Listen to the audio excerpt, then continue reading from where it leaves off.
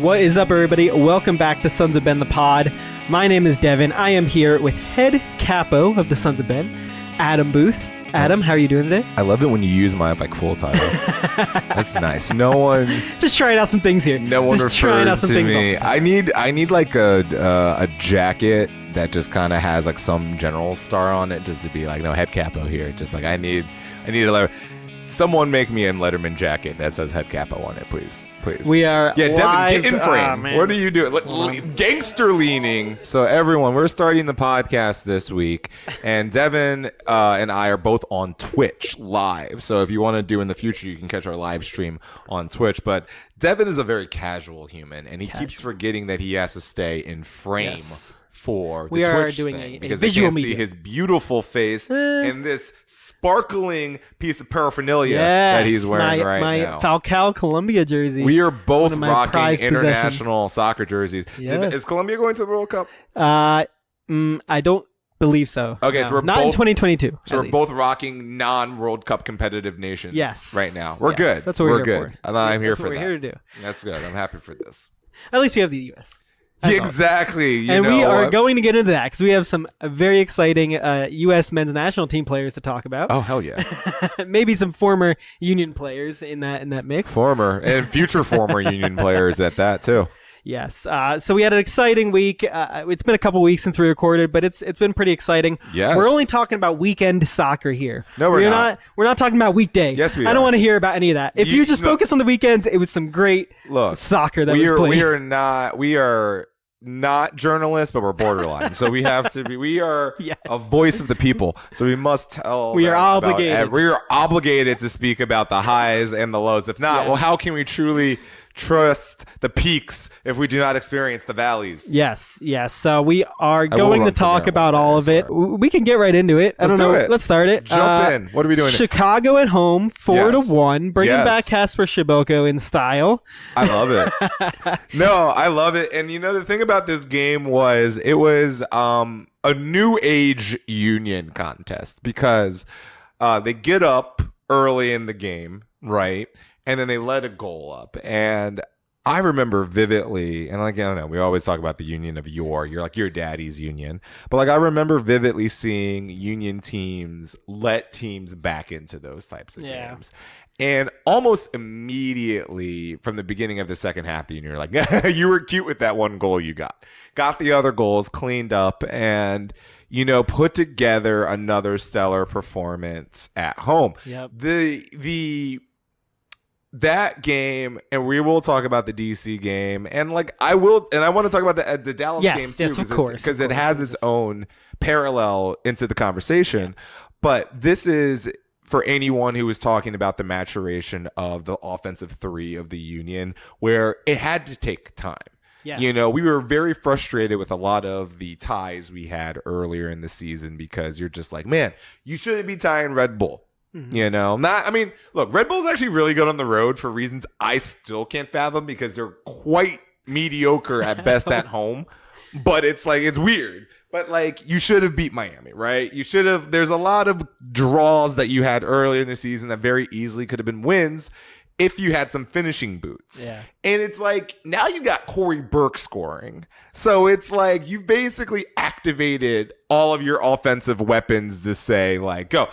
Just let Donovan get into a game and start scoring himself, and you will have all of the offensive people that you're supposed to have scoring goals. And look, that's it. You have a team now that says we're just, not only are we going to play stellar defense, we're just going to bury you in goals. We're just going to offensively just keep coming, and you're just going to be so exhausted from the experience. You're just going to be like, okay, cool. We're just going to let 2 goals in. I'm sorry that you just kept running at us for 40 minutes and we had nothing left in our tank. Exactly. And as exciting as it's been on the field, off the field, this whole stadium atmosphere has been great this season. Absolutely all these stellar. Saturday night 7:30 games we've had this season it's just been a blast because it's such a great just a great vibe around It is. in the air here. And when the Union are scoring in the first 10 minutes of the game, 20 minutes of the game, so often as they are, it makes it a very exciting time to be down here. So, Look, I actually, and I really want to mention the Houston game a couple weeks ago because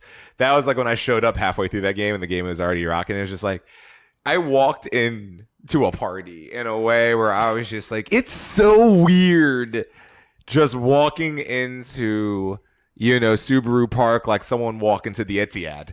It's like it's that level of there's a confidence that a result of some positivity will be had, and there's going to be, and like the amount of goals that we've just scored in Subaru Park in the last couple of games are like enough to feed a team for like several months. And we've done that in like 3 to 4 matches. Yeah.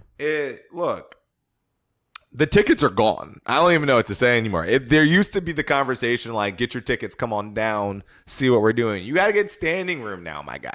Like, that's where we're at now, where I got friends who are like, I want to come down. And I'm like, no in the Masada. Like, we're turning people away because there is setbacks in the grand scheme of, we always talk about location of Chester, and always be like, well, if we had closer to the subway line, blah, blah, blah. This kind of disproves a little of that because we've been able to still bring as many people as the stadium can hold by just putting on a good enough product and advertising a little bit more than usual. And I'm saying, like, once the next levels come in, you build all the things around the stadium, you build the restaurants and all that, if you keep this sustainable, that whole Chester thing, that conversation fades a little bit. Yeah. You're not going to have that many people clamoring to move this team to Center City if they don't really have to, Yeah. This is transformed in a way that I think a lot of people are really excited to see what the possibilities of the next steps are. But the problem is it does ultimately always revolve around getting the dubs. You got to win. Yep. You got to win. Well, and they have been doing their fair share. Still sitting in first place right now. Well, they didn't win midweek, though, over there in Dallas. 1-0 loss down there. Dallas is good. It was 95 degrees. You only let up 1 goal on a person who's supposed to be literally the number 9 for the United States national team in the World Cup. You didn't have your finishing boots. That was it.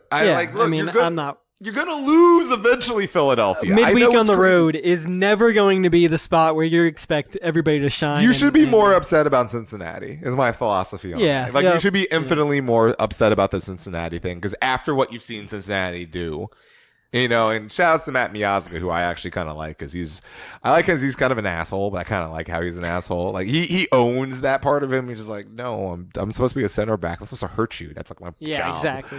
I love that. As we had with Cincinnati, the loss doesn't set you back too much. Where we're still 5 points up on New York. We're not that clamoring for a win here yet. Well, New York won, and I'm like, New York won, and I think that was indicative of them still being a very talented team. But that loss of Tati has been almost instantaneous. Like, you've seen a team, like, they're now sitting in third behind Montreal, and they've looked lethargic at home. They've looked less killer. Like, the game that happened this weekend was probably their best game since Taddy has left the team, and they won 2-0 on the road, which was a great result for them. But I did not realize that they dropped below Montreal. Interesting. That's what I'm saying. Yeah, like Montreal's been on a tear. Montreal, 46 points right now. Yeah, but it's to the point now for me. The Union are clear favorites in the East, and it's like you have to win the East now. Like, I think your fan base is disappointed with anything less than the MLS Cup, because, like, especially after last year. But it's just like now you're proving that, like, the only thing people were worried about was offensively. Could this team score enough goals? Yeah. And I think you can score some goals. I know it's DC, and they're dog shite. I always talk about Chicago being relegated. Whatever is happening in DC needs to be a national crisis of soccer. That is a mess. Not even Wayne Rooney will be able to. But first off, Romo is one of the worst keepers I've ever seen in the history of the League of MLS. I don't even like to call people out like that. He's the worst keeper I've ever seen. And, like, there is something phenomenal that I was watching during this game. And we're going to speed right into the DC United 6-0 game. Yeah. But I want to talk about this real quick, because this was something that I was observing from Mount Everest at the top of DC United Stadium. And I found this fascinating. Mr. Romo was standing right outside the half circle for a third of the game. He's the keeper. He is the keeper of DC United, and he was 10 yards away from the half line for large portions of this game. And I just sat there as a former keeper myself and just sat there. I was like, what are you doing? What are you a sweeper now? But like he's 6'6". He's like this gangly large human. He's like Peter Cech, and he's thinking he's some gazelle that can just get back. Well, I mean, into maybe coverage. let's just say that it's maybe a coaching tactic that where Wayne Rooney he's needs just to be following imprisoned. instructions. If that's from Wayne Rooney, he needs to go to jail. He needs to. I've never seen, and like the kid's bad. The kid's bad. Carranza literally nutmegged him for a goal. Kid's bad. Man. The kid, Bill Hamid, is somewhere in the DMV being like, this is some shit, man. Like, I need to figure out how to heal this body. Someone put me in like the Dragon Ball Z hyperbolic chamber. I need some Goku, stuff. That was like the Union earned every one of those goals, but also the keeper was directly responsible for like 3 of those. And just Carranza's foot is It's just he was so bad. And like DC's so bad. Now, on the flip, that was maximum Union. Yeah. That was absolutely the as it was when we beat them 7-0. Okay. But it was it was optimization.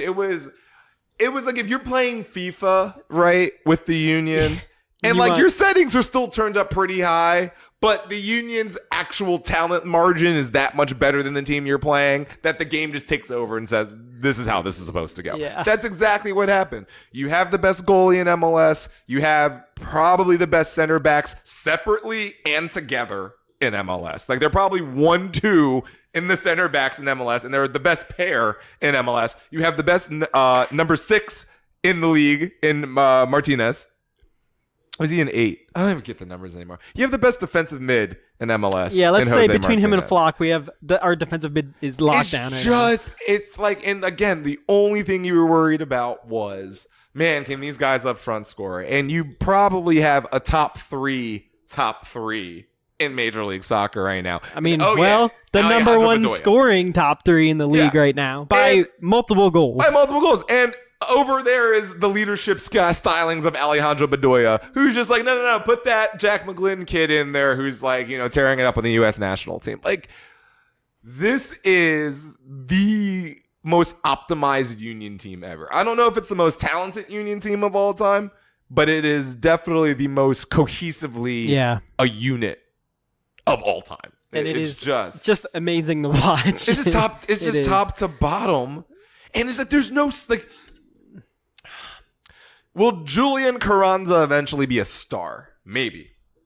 By MLS standards, possibly. Is Mika Ure going to, maybe he'll go to play in a World Cup, score some goals, and become a hero to his home nation? Maybe these things happen. But outside of that, you really don't have stars on this team. Yeah. Like, LAFC signed the greatest Welsh player possibly of all time. The former captain of Italy. And you're chasing them with Jack McGlynn. And you're chasing them with Nathan Harrell. And you're saying, we're coming and Bizo. And we're saying we're coming. And that to me is like you are like an MLS wet dream. If you're an MLS owner, this is the wet dream scenario, right? Yeah. This is like Sugarman should be laughing at 80% of this fan base right now. He literally should just be in a room right now giggling because you all bombarded my Twitter account saying I wasn't going to do that. I have created a sustainable product that is going to be a standard bearer in this league for years to come. And I don't have to spend that much money to do so. And it's the sustainable part of that is so exciting because with most teams, let's say like LA, where they go and they buy the best player. Okay, how long is he the best player for? A couple of years. Academy. Then he falls off, and then they buy another good player, and then you got to fit him in. Whereas we have this amazing academy that has been built, and obviously shout out to the front office and everybody involved who has built that. Oh yeah. But we're not as worried about that. We always have young guys that are coming up that are able to play on a top level in MLS where I'm not worried when, Ura, for example, goes and gets sold and Paxton eventually gets sold. Like, I'm not as worried as I would be if we didn't have this amazing pipeline of players. No, and it fundamentally shows you why Ernst is just like the draft. Why do I need the draft? I have the draft. I made the draft. My draft is my backyard. My draft is in Wayne, Pennsylvania. Every couple of years, some dude comes in to the YSC and then just comes out and is now a person who's ready to play on an international level. This is like, and it's not like, look, Paxton Aronson can't get on the field. Yeah, and Paxton Aronson can't get on the field. And that too, on that point, do you see some of these guys that are playing for you too? Yeah. Jose Bueno has been playing amazing. Can't get on the field. Quinn Sullivan. How are you going to put him on the field? Exactly.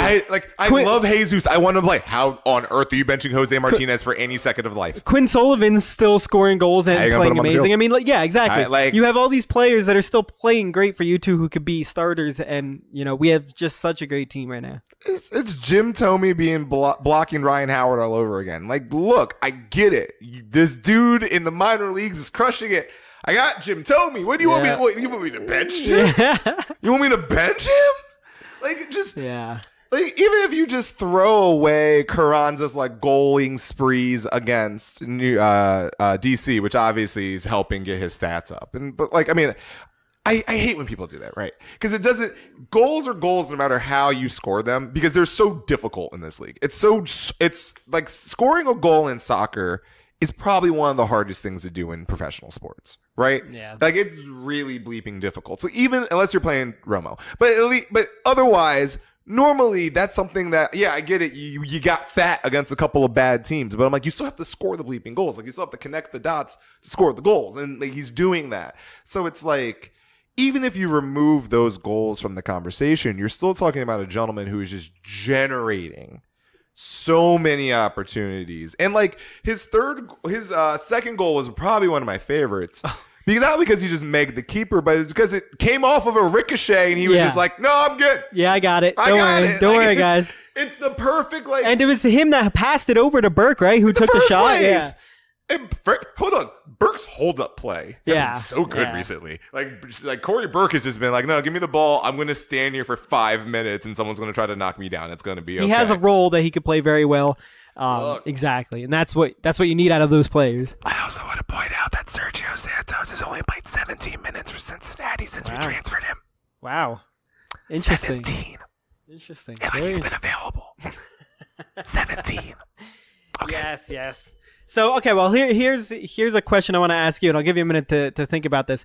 What do you think right now is the biggest weakness of this team? Like Alejandro Bedoya. You think? And that been the most, like, that's not a weakness. But that is the weakness. Yeah, because you're worried that he can't go 90 full hard minutes as much as he used to. Yeah. You can put McGlynn in there. You can put Sullivan in there. Yeah. Yeah, it's just such a great product in the field right now. It's really exciting. So. But no, if you're gonna ask me straight up, what's the weakness right now? And like, it's not a weakness because you need his leadership. He has been scoring his own goals. He has been setting up his own goals. And especially when you have a team this young, you need a Bedoya, right? Like you need, like he's the dad who's also still very good. Yeah, and getting better and fine winding the hell out of his career.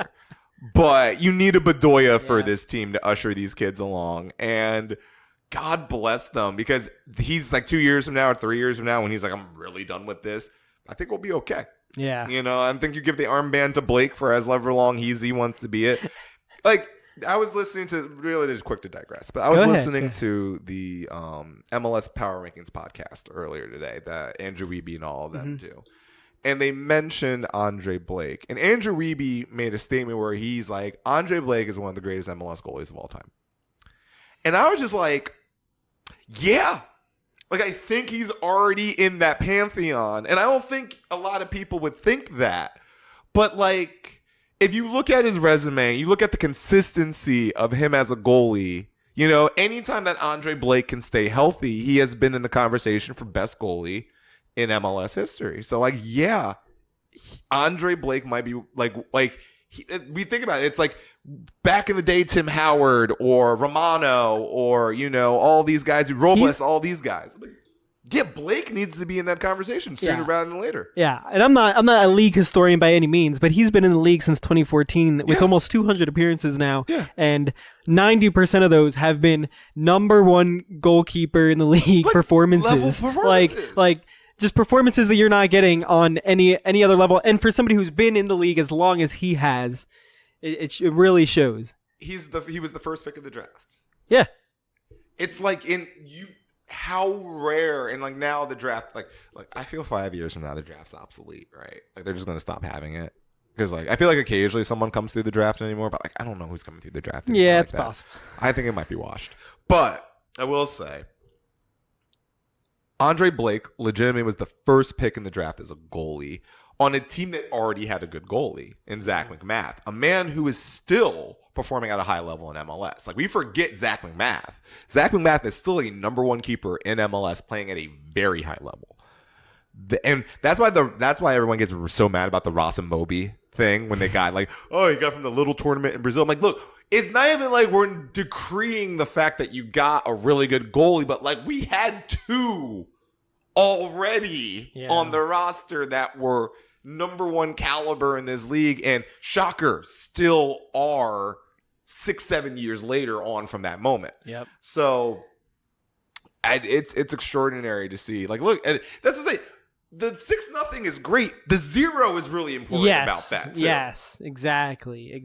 And the fact that it's in such a short period of time. I mean, and obviously there was all kinds of records and stats that were broken because of this, and Carranza scoring hat tricks against the same team in a season, and just all kinds of stuff. But like the fact that you're able to put on these performances, not once, not twice, count Houston, that's 3 times that you're scoring this amount of goals, plus all the dominating performances that they've had. It's consistency, and it's a consistency that we haven't had. And it's just fantastic. So, very exciting game, and we have another one coming up this weekend. Yes. So let's look forward a bit here. Yes. Let's just do some Sons of Ben housekeeping now. Oh yeah, let's do some housekeeping. Hold on a second. What? We didn't even mention anything about the trip down to DC and the bus trip for everybody down. Right. First of all, let me back up a tad and just say, from a viewer on television, television as it is, the away section there looked fabulous. I saw some of the videos that were down from field level that they were taking after the game. You guys, it was just fantastic. Yeah. Bedoya shouted at all the people who went down out on Twitter, and it really made an impact on the players, which is really, really cool to see. So, yeah, what's your thoughts? I want to hear a full breakdown. Without a doubt, the best away support I've ever personally been a part of. It was awesome. Like by a country mile. I've been a part of better. I haven't been a part of better games. If I'm honest with you, that's the best away game. That's the best away game humanly possible, right? Like I don't think I can't sit here and be like, I've been to better games than that. Like, no, you haven't, you son of a bitch. Like, what are you talking about? No, but legitimately, I've been to games where the crowd has been 3 rows of us. I've been to games where there's 30, 40 of us, and I've had a really good time.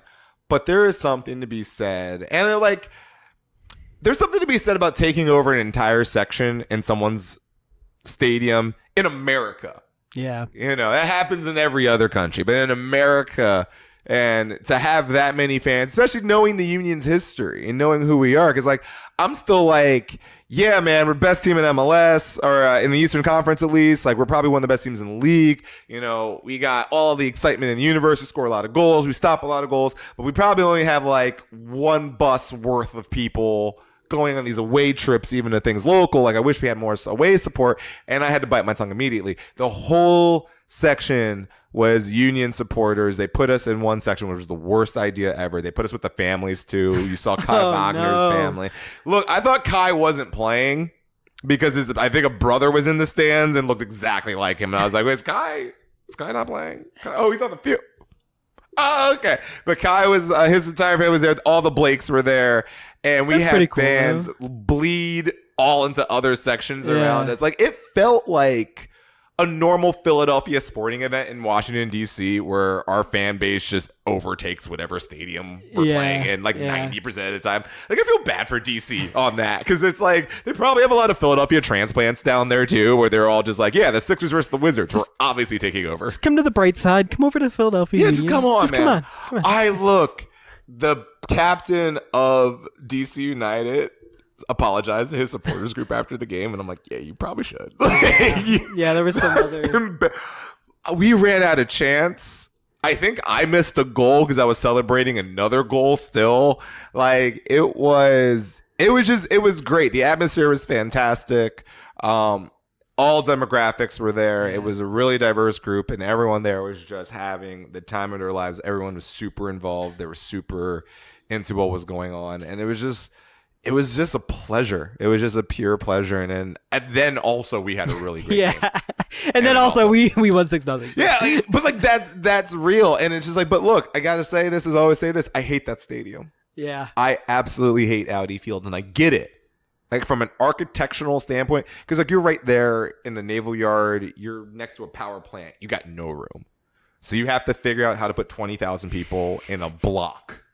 So you have to make it vertical. That is the worst stadium. This is the worst stadium, and it's really sad, because I want to go back to RFK.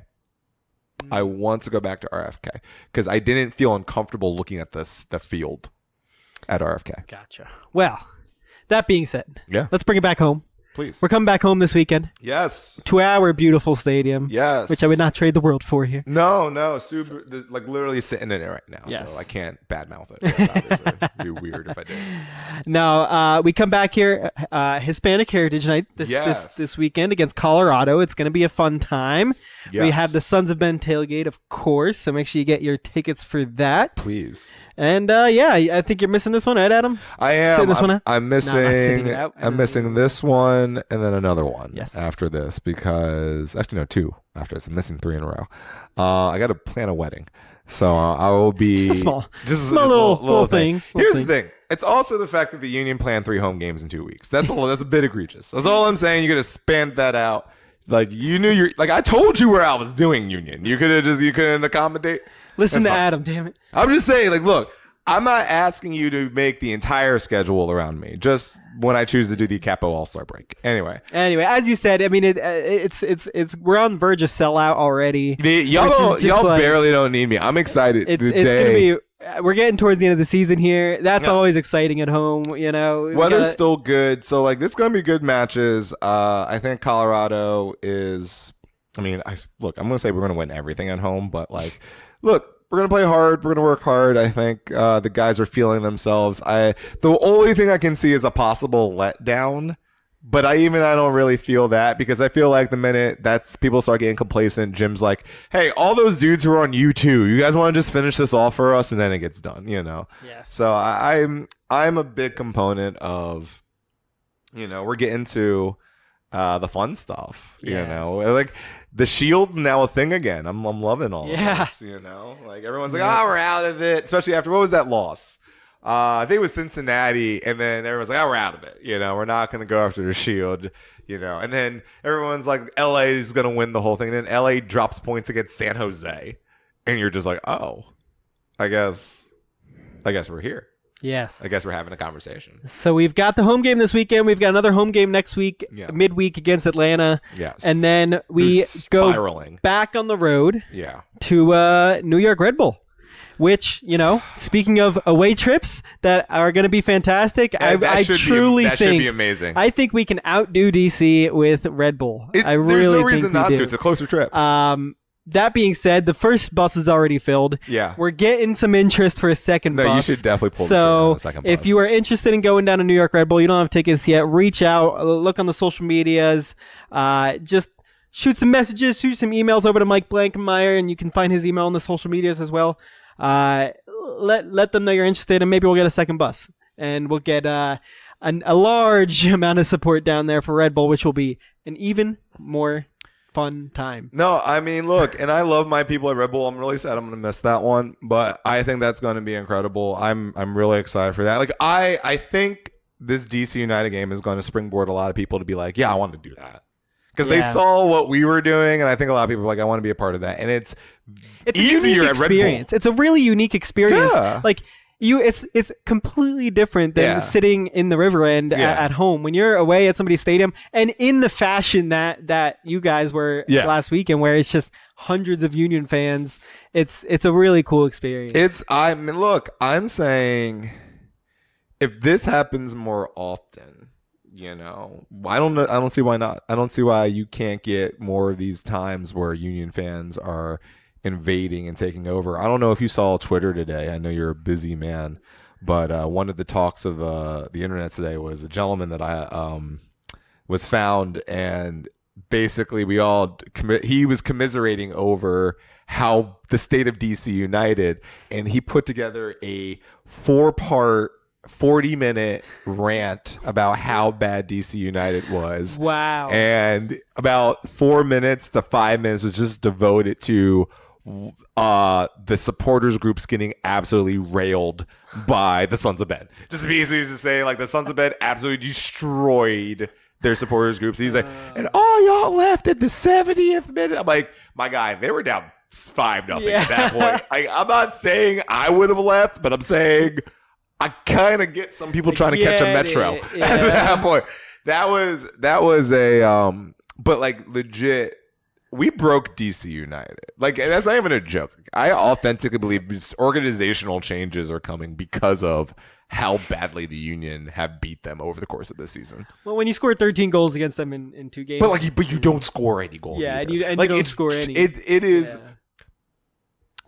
I honestly could not imagine a more humiliating situation in soccer.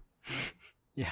Like in a 2-game span of soccer, in professional soccer, with it being a quote unquote rival. I won't even say the full word. I don't know what it is. I'm here for the Union never having a rival and just beating everyone. I'm here for that existence more than anything else. I don't want someone to, because like at this point we have to be okayed to have a rival. Yeah. Like someone's gonna have to be like, all right, I guess we'll be here. Like, I don't want you. No, we have to okay you to play with us now. Like the only team I even want to talk to is LAFC. I might do a cross-continental derby. I think they might be the only people worthy of being our rival at this point. Because when we play them, it's fun. Yeah. Like every time we play LAFC, it's going to be fun. God forbid, or bid it, if you will, that we make an MLS Cup with them. And let that game, then that's our rival. That's our rival from here on out. I don't care about the other teams. I just want to play LAFC into oblivion. Yes. That's it. Because man, this is such a weird position to be in as a Union fan, but we are the Roost. You must want to play with us now. It's not about seeking the approval of Red Bull anymore. It's not about seeking the approval of New England and DC and being like, are we worthy? Do you find us valuable, Papa? At this point, and historically our record against Red Bull hasn't been great, but now recently it has. I'm just like, at this point, we are outside of the playoff series with the New York Football Club, and the 2 times we played them this year, we've already proven that. We're the best team in the Mid-Atlantic. We're the best team in this region of MLS, all the way up to like on the Eastern Seaboard. We are the best team. Yeah. Just by a very sizable stretch, right? And we'll beat them all. We'll just beat them all. And we have. Yeah. And we literally have done that. We beat every single team on the East Coast this year. Most of the time in their own homes. Yeah. Man. Like we stole something. It is a very exciting time, and we have another signing as well. Oh, yes. Yes, we do. There is that. Homegrown 22-year-old. Jeremy Raffanello. Wait. 20 what? 22-year-old. And he's a homegrown? Yeah. There's some weird rules going on there. Okay. All right, sure. Yeah. Well, MLS is the only answer that I can provide to you with that. The MLS. Yeah. So he had 1 season with the Union Academy, went on to do a lot of other things, including Penn State for some time, FC Helsingør in I believe Sweden, a Scandinavian nation of some sort. Scandinavian. Yes. Okay, cool. Didn't play at all there. Didn't feature at all. No. Went on to Indy 11 and also New York Red Bull 2. Okay. Sure. Had some time there, and here he is. at the Union. So we'll see what this. And here we are to truly unlock his potential. Yes. And via YouTube. We've seen it happen. Yeah, I'm not even half joking about that. Yeah. I actually believe that now it's like, okay, you're now in the system that will. It's like a Julian Carranza-esque type move. Miami has to be sick. Oh man, Miami, like legit, and like, all right, I'm not sure. I'm sure there's a lot of people who give it really, like, they really care about Inter Miami yet. Yeah, I bet you there are. Yes, I bet you there's like a good amount of people who are like, this is my club. I bleed pink. I'm here for this. And they are all looking at Julian Carranza and being like, "Whoa, how? How do we miss that? How did he not do that here?" And how do you miss that? If you're Miami, how do you like not see that? And if it's that, if the system is that broken that you can't see that you have a player with very good talent in your midst. Well, their system is broken for a lot of other reasons. Their financial system was broken since Jump Street. Well, there's that. Yeah. But it's just like you literally look at that as because like. Now I believe, and this is because of the Union's pedigree, and like again, we're going to sound arrogant at this point. Like all the things we're going to say about the club are going to sound really arrogant. There's no way for it not to. It is not meant to be that kind of a podcast. Like I don't want to like just be like, oh, we're just like jerking off the team. Like that's not my goal. But I'm at the same time being like, if the Union are looking at you, you probably got something, right? Like if the Union are coming to Miami and saying, we'll take them. That's probably a sign. Like that's probably you be like, wait a minute, we should probably hold on in for like 5 more minutes. Maybe there's something. It's like if Ernst Tanner is just like, no, he can come here. I'm totally okay with him. What like we talked about this all the time. Outside of sexy season, and he didn't miss on sexy season because of sexy season, it was because Jose Martinez said, you'll never need another person playing this position ever again. Yes, exactly. What has he missed on? Yeah. What is the thing that you said, man, Ernst really just struck out on that one? And when we go back to weaknesses a little bit, I will say it is sort of a weakness where Ernst and Jim Curtin are so good and getting so much attention right now that our biggest weakness they're both might be them both leaving in the short-term future. So there's no way that Jim Curtin is not the next American Premier League manager. There's no way that he's going to follow Jesse Marsh's shoes. Easily. Paving and that it's way. not going to be like he's going to get the job at like any club that really matters. It's going to be like a Sunderland or some shit, but like he's still going to get. Yeah. He's 43 in his prime. He's literally transformed a club with like half the budget of what the league is working at, with half the notoriety of what the league is working at.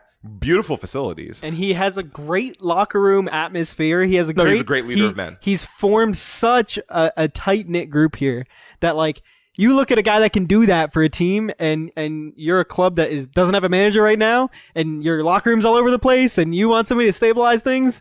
Who else are you looking at? No, like they traded Sergio Santos away, and by every journalistic account, it was a mutiny in the locker room for losing one of the best core players on the team in terms of attitude and personality and all this. Ho hum, they've won 6 of 8. Yeah. Yep. Like, and won several of those games by FIFA level scorelines. And when you have somebody like Bedoya, who is a captain and a leader on the team and very close to Jim Curtin, so I mean, their relationship is also a huge impact on how the team performs. They wanted to fire Jim. They wanted Sugarman to sell the team.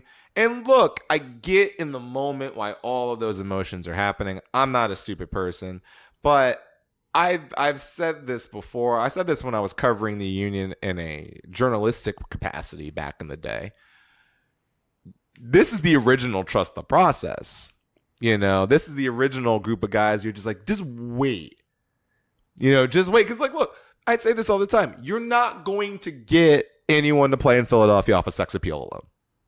Yeah. Right? You're never going to sell to a European soccer player who could play in places like, the Punxsutawney Coast, or play in France, or play in Germany, or play in any of these beautiful nations and say, hey, Chester, what's up? Let's do it. You wanna bring all your kids down here to southeastern Pennsylvania.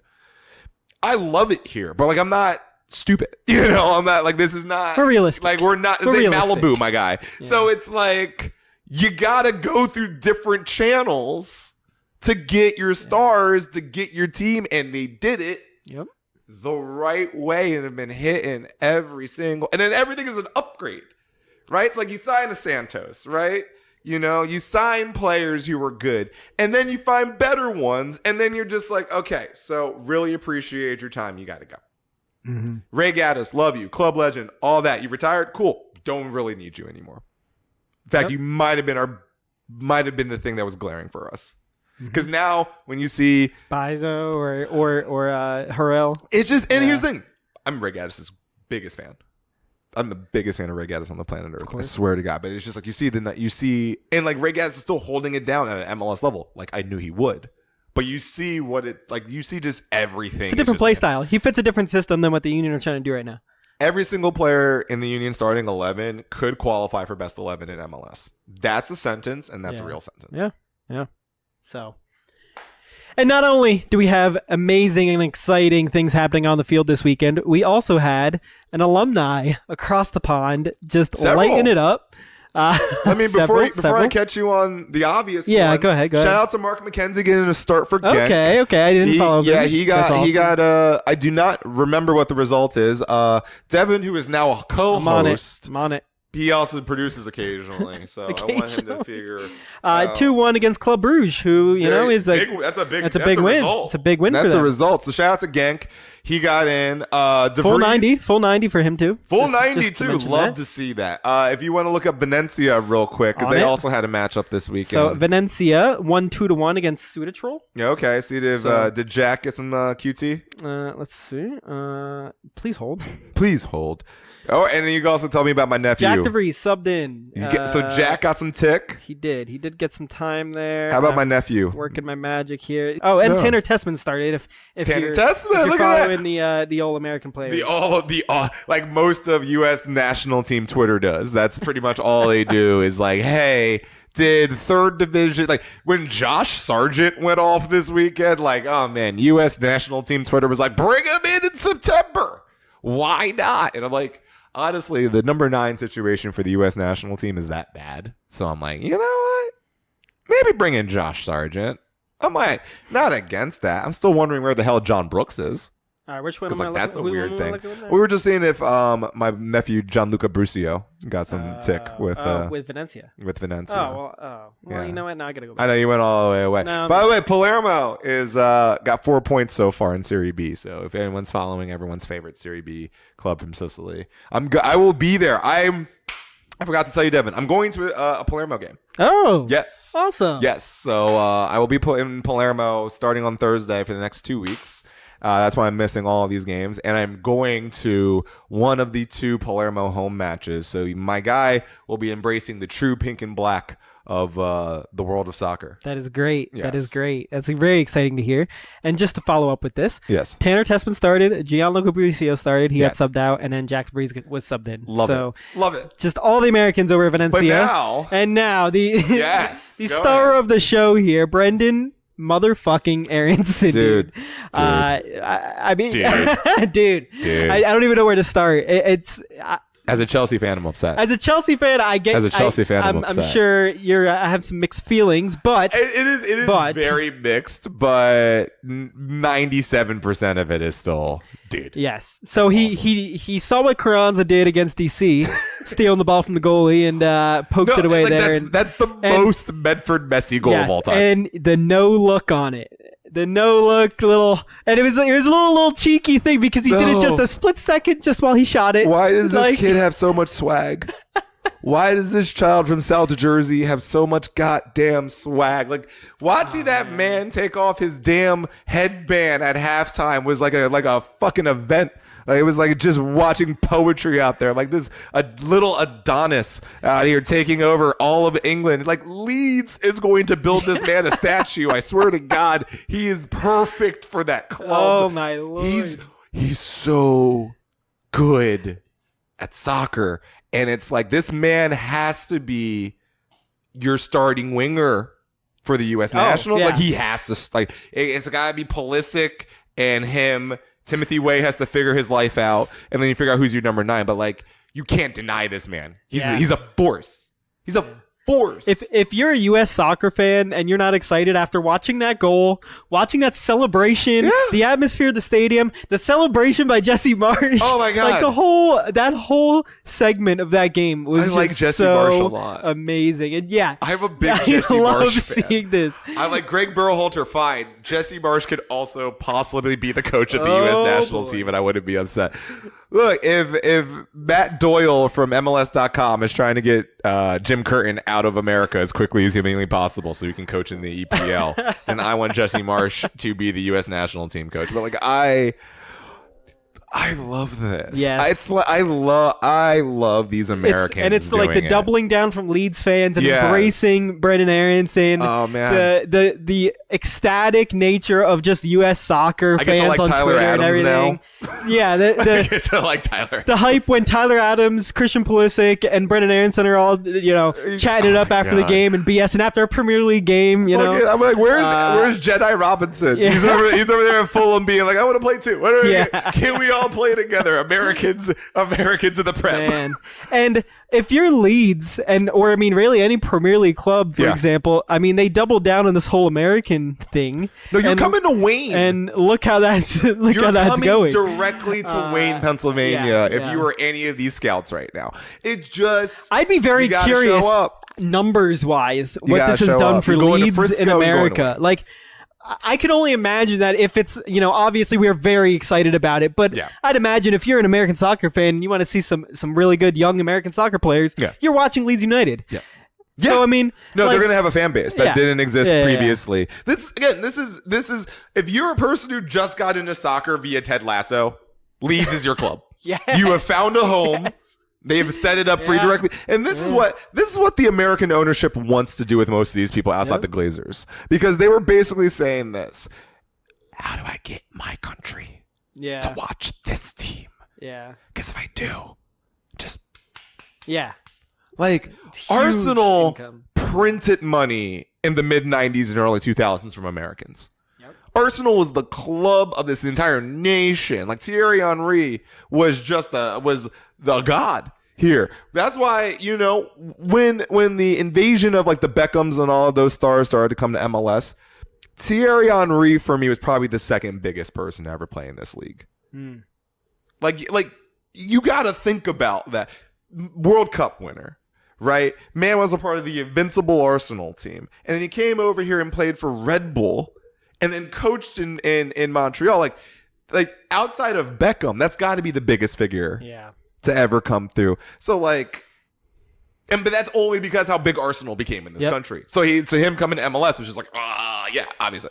So it's like... It's almost like a certain Chelsea team was trying to do the same thing about 2 years ago. No, and it makes sense. But like Chelsea's so unlikable, and I'm a Chelsea fan. But like, there's such an unlikable club that like even Pulisic, who, depending on who you are, is kind of an unlikable person. But anyway, that's another conversation for another day. Anyway, it's literally something where you're just like, if you're American ownership, and now especially since the Dodgers now own Chelsea, it's like, you're trying to get U.S. stars to go play for these clubs so they can connect. And if they do well, it's just synergy.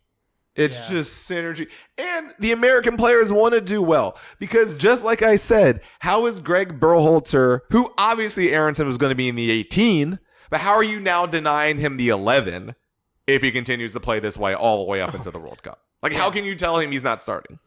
And just, it continues to double down on this, like, Paxton Brendan 2026. Oh my God, no! Absolute takeover. They're gonna be the Sundin twins. Oh man, they're gonna be the Sundin twins for Team Canada when they won like several gold medals. Where it's just like the 2026 U.S. team honestly should be a top 8 team in the world, and they should be in the conversation to win the whole thing. They're the whole damn thing. They should. They probably won't. It's gonna take time. Probably won't. 6 years from now, though? Or 4 years from now? You're thinking by 2026. Yeah. Yes. You have arguably... I don't know if they'd be in the conversation to win the whole thing. That's a totally separate conversation. You have arguably the best team in North America. I don't think the home advantage gives them enough of a... Now, I mean, okay, we'll see in 4 years. None of us have a crystal ball we can look really through. Well for France that one time. Okay. All right. No. All I'm saying is... you have a team right now that the products by themselves are producing at a very high level at all the clubs that they're at. You know, outside of Stefan, who just got over to Middlesbrough, everyone else is playing at a high level, right? Yeah. And then you have the reinforcement of the U20 team that we saw just decimate North America. Yep. Right? Yep. So I'm saying you got Paxton, Quinn, all these guys, Cade Quell, all these, the one up in Clark, up in with the Red Bull, all of these young guys, 23, 24, 25 years old, with the veterans, with the McKenzies, with the Weston McKinney, you know, and all these guys who went through World Cup experiences on your home soil. Like, this is the time. All I'm saying is if you're going to be a favorite, you have had to have done it before. Like France, for example. No. I mean, I think if you're going to be a favorite... Why is Belgium a favorite? I don't think they're going to be a favorite. I think Belgium win the World Cup? They will be a favorite for the last 8 teams, quarterfinals or so. When was Belgium... They're number 3 in the world. When's the last time they won a World Cup? I can't tell you. I'm not a historian by any means. No, but I mean, the answer to your question is never. Okay. So, like, what I'm saying is you have... Like, this is the thing about it, and this is the thing that was this is why Europe is so mad right now. This was the one sport that they knew that they had a leg up on us on. Only because we just didn't care. It wasn't because we weren't capable. We just didn't give a shit. The minute we started to give a shit, this happened. It's money. It's eyes. It's exactly. But that's what I'm saying. Exactly what you're saying. And I'm not even saying a talent level. I'm not even saying players. I'm saying the minute TV gave a shit. Ownership gave a shit. Merchandising gave a shit. Nike making jerseys for all of these clubs over there started to give a shit. Once all of that happened, this happened. Yep. Right? Yep. And like now you can't say, an American coming over here is bullshit or a novelty. It's no, we're actually producing world-class talent in the United States of America. Yep. So I'm saying we have the resources to dominate every other country in every other sport for the exact reasons why we could dominate in soccer, the exact reasons why we dominate women's soccer. Yep. So I'm saying give these guys another cycle where they're playing at home. I'm not saying they're going to win. Yeah. They got to be in the conversation to win it, though. They got to be. There's no way they're not in that conversation to win the whole thing, though. Well, we will have 4 years to have this discussion. Don't you worry. We'll be on podcast like episode 440. Don't you worry. All right. I think that just about wraps up this week. Thank you, everybody, for listening. We will see you out there this Saturday, and we'll talk to you next week. Love you guys.